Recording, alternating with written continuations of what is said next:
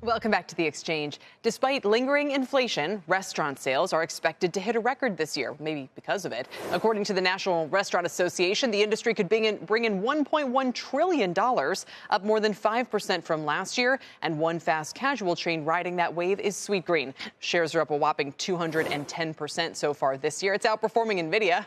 Joining me from the William Blair Growth Stock Conference in Chicago is Jonathan Neman. He is the CEO and co-founder of Sweetgreen. Jonathan, great to have you here and to be acquainted. Welcome. Oh, thanks so much for having me. You guys have been on a wild ride, and I went back down memory lane. You IPO'd at almost exactly the top of the NASDAQ market in November of 2021, and it was amazing timing back then. And to your credit, the shares now are above that level, and we can't say the same for a lot of companies who IPO'd back then. A year ago, the shares were in single digits. They're now trading at 35. What do you think accounts for that turnaround in investor sentiment lately? You know, we've been really focused on executing the fundamentals as it relates to how we treat each and every single guest, just providing them with a fast, fresh, friendly service. And I think there's a few other things that have been driving it. One is a lot of the things we've done from menu innovation perspective. Last October, we introduced protein plates, which is a heartier offering featuring rice or quinoa, protein cooked in extra virgin olive oil and roasted veggies, which has really broadened our consumer as well as helped us broaden the white space opportunity in terms of places we can go and helped us a lot with our dinner business. And then just recently, about a month ago, we launched steak. So grass-fed, pasture-raised steak, and we've had a tremendous response to it. I think people were really excited about bringing this healthier protein option to the Sweetgreen offering, and really starting to shift Sweetgreen from just being a place for lunch and salad, really to being a place for lunch and dinner, and again, broadening that consumer. So we've seen a push towards more profitability with a lot of these items, and again, just delivering on our customer promise every single day. Yeah, I admit, it sounds delicious. I've never actually eaten at a Sweetgreen, but I have to imagine. We gotta have you try it.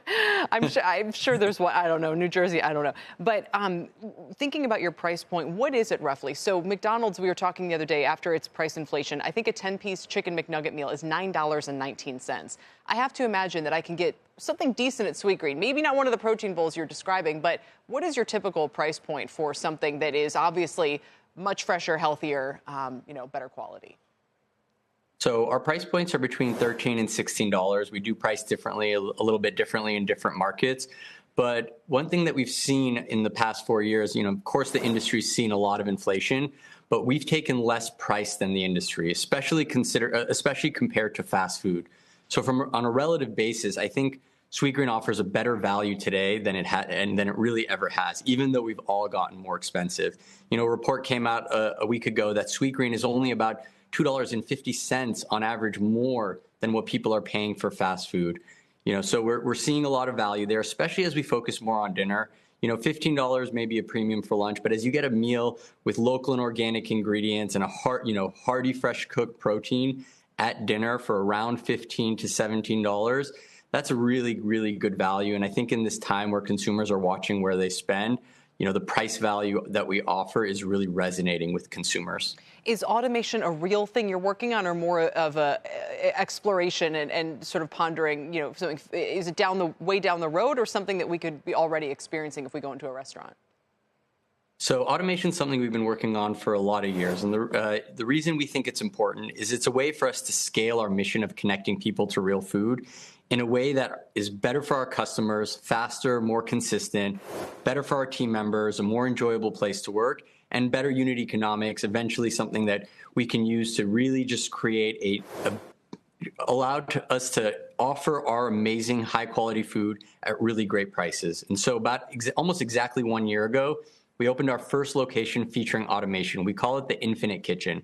It actually opened here where I'm at today in Chicago in Naperville. And then about 6 months ago, we opened our second one in Huntington Beach.